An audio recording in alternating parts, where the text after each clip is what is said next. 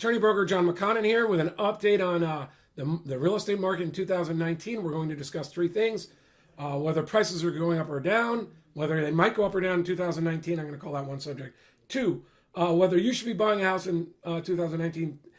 Three, where is a sweet spot that I've seen in the market where you can get great value for your money in any of the price ranges. So first, because we're going to do this fast, let me just go over, I'm just going to go over two places, the entire MLS. We know that prices sometimes get a little weaker in the fall. You can sort of see that little cycle. This year's cycle, we came down pretty hard off our highs. It was 362 on the median price for the entire MLS. It's down to 348. The average shows the same thing. And you can pick areas. I live in Poway. My office is in Rancho Bernardo, and I lived in Carlsbad, so we're going to look at those. We saw some weakness. Carlsbad, let's go Carlsbad South. Oops. Let's go Vista.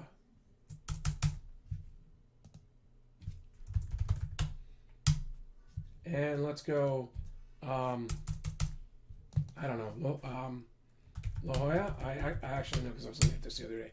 They had a pretty good, I think it was November. And then Rancho Santa Fe, just so we can look at the high-end market a little bit. Okay, so we saw some weakness. Prices have retreated. Rancho Santa Fe's numbers are down, but in order for the data to really make sense, you want to look at a lot of sales. Let's see how many we're looking at. 20. It's actually not that bad a month for Rancho Santa Fe in terms of sales. Let's see what 10 years looks like. So there's a little weakness there. We know the high-end market in New York City. They're actually taking big losses on some of the homes I bought recently. I'm hearing like 20-30% losses. Not just hearing, I saw the data. They spoke with homeowners. I know from working with some buyers, including myself and my wife, we have seen houses on the market longer. I'll give a little anecdote about what we saw in a minute. We were also looking to buy from my in-laws, and they have a house in Michigan and they want to be here for the warmth. So the $600,000-$700,000 market is still, especially like an RB in that area, is still pretty warm. But the houses are staying on the market longer. Buyers sort of feel like they have a chance to make decisions now. Now again, every house is different. You see the perfect house at a great price, it might still go really fast. But the multiple offer situation, the frenzy in the marketplace was not existing in the fall.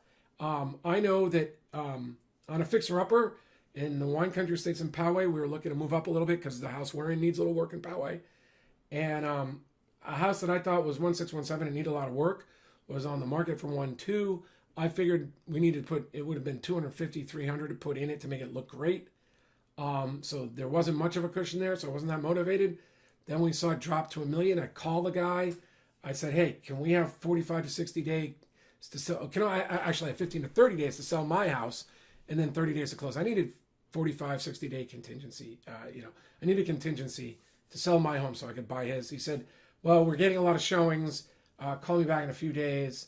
I talked to my seller, but right now I want to see what happens, which was wise because he did get an offer and it went under contract. So the moral of the story right now is there's two. I don't know if you should buy a house or not. If you finally now have some selection so you can get the house you want. If you might even get it at a little lower price than you would have paid last year, and maybe the spring won't be as strong where prices jump up every year like they've been doing in the cycle. You'll have a little time. I'd keep my eye on it. If you're working with a realtor, I'd have my realtor keep an eye on it. I'd keep an eye on it myself. I would be on top of the programs as I was selecting neighborhoods. And when I found the neighborhoods, I'd really want to know what's going on. I'd talk to a realtor. I'd get the info sparks out. I'd also get them to do an RPR program of everything, not just the how much is this house worth, sort of CMA, a total market overview of the area, the high end, the middle, the low end. I'd want to see all the sales. And then I'd want to also have a CMA. I'd want to know everything that's going on. I'd want to know what's going on. I'd want to have a recent update in that InfoSparks program I just showed you. Then I'd want to have my agent or myself call the seller and say, how's it going? Are there multiple offers here?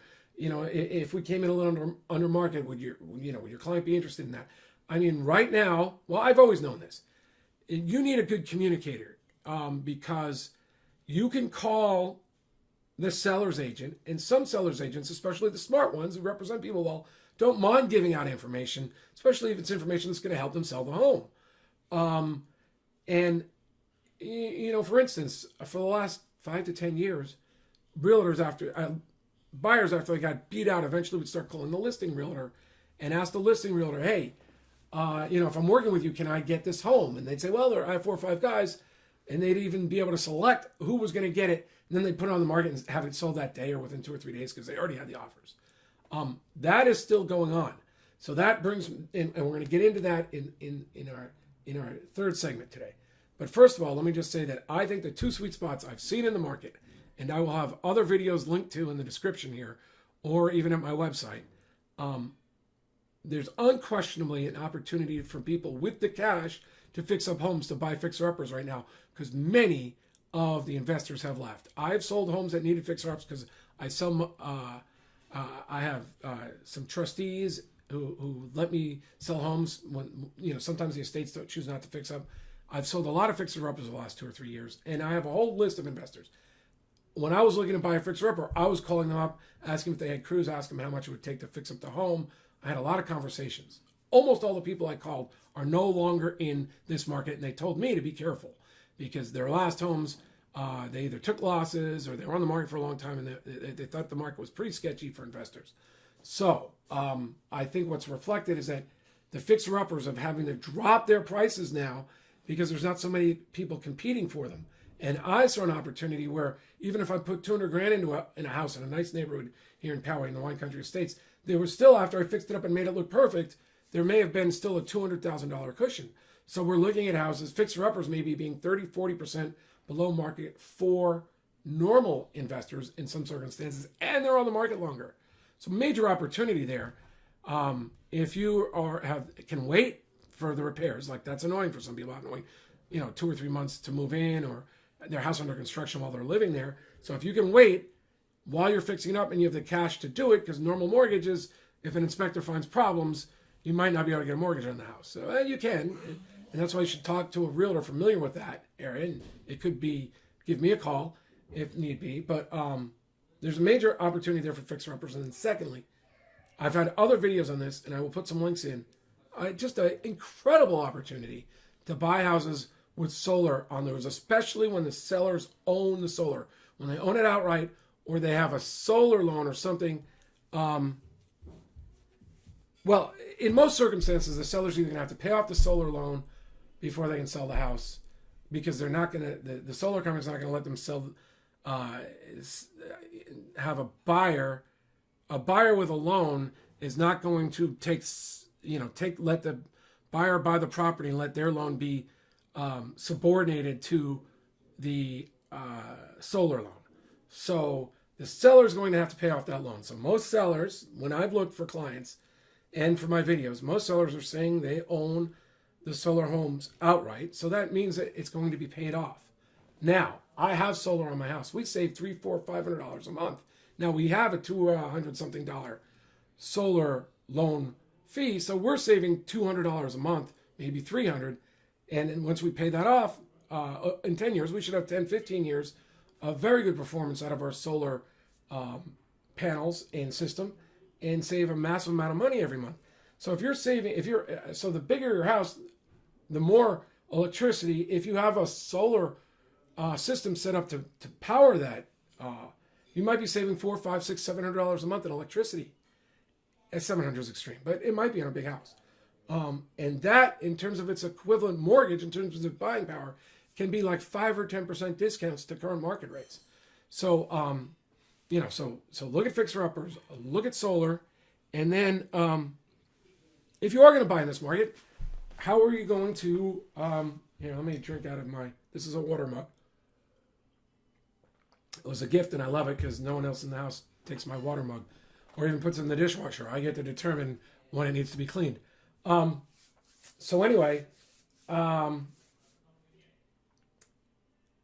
if we're, wow, I lost my train of thought. So what should you do? Well, the first thing you want to do is, now that there's an opportunity to maybe negotiate on price or buy a house at a good price, so you don't have to worry about whatever the list is or whether you're going to be, maybe you don't even have to worry about multiple offers. I would like to have my realtor, or frankly, when I go to the websites, there's some great websites. I mean, better than mine for the IDX for looking at the houses. And some of you know them, like Realtor.com or Redfin, or I'm not big on Zillow because I don't think that they have the entire MLS data. But, you know, that's the risk. You're not getting all the data. But they do have, like, similar houses, and they show a little history. And all that's good, and it's sort of like a snapshot. But I want a total market overview. I want to know, I would want, oh, look at that. I guess my time expired. But my, no, zip forms, my time didn't expire. So let's go to RPR again. So, oh yeah, okay. So now I would target a house in the neighborhood. I would get the overview for the entire neighborhood. Prices above, below. I would want all the comps for the last 6 months to a year.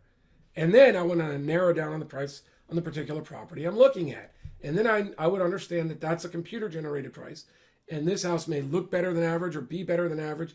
And I'd adjust from there, just as if I was doing a price opinion for a bank.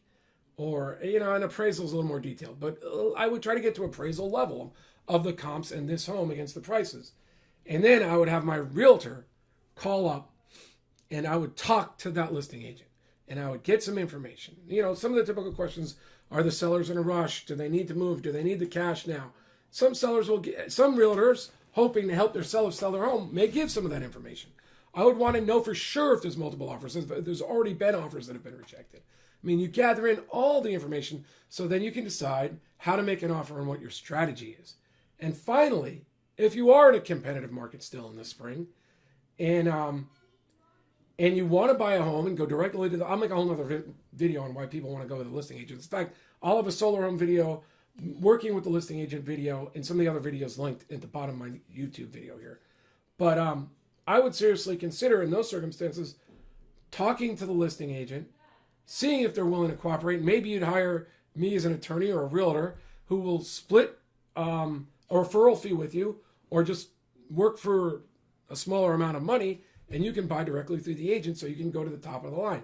And there's tricks to doing that. There's information.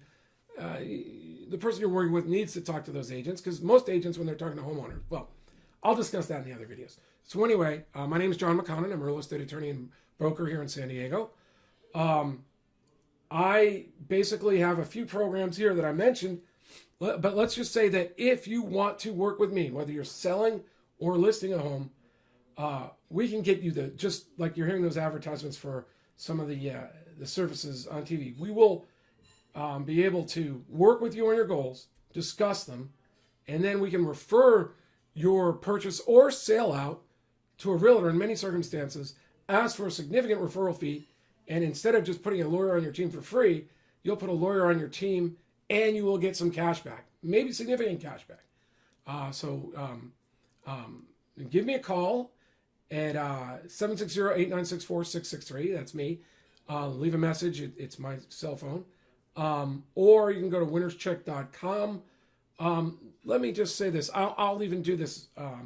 I'll say winnerscheck.org/free consult, or free. winnerscheck.org/free. And I'll let you into the real estate community I built for clients and people who contact me. And there'll be all sorts of videos in there that should make home buying a lot, and selling a much better process for you. And that's free of charge. You might want to consider it. So thanks. This is John McConnin. I look forward to making the further videos. Thanks.